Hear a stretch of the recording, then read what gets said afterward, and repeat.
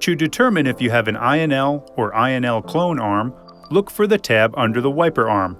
If it's present, you have an INL clone arm. If it's missing, you have an INL arm, which may include a spray nozzle attachment.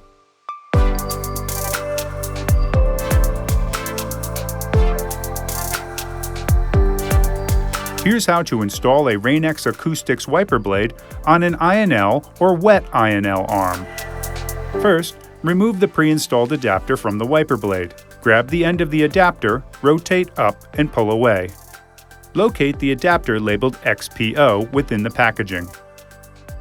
To install, align the XPO adapter so that the arrow on the top is pointing in the same direction as the arrow on the base. Insert the front of the XPO adapter into the slot on the base. The adapter should catch. Press firmly until it locks into place with a click.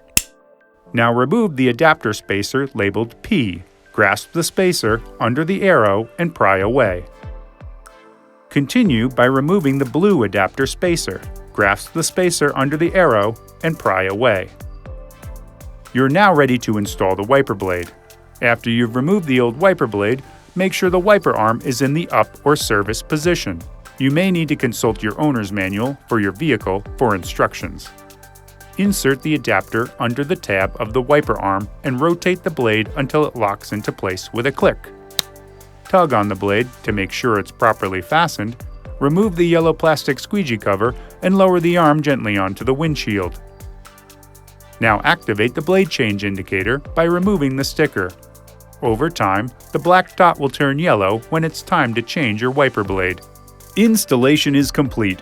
You are now ready to outsmart the elements with Rain-X Acoustix wiper blades.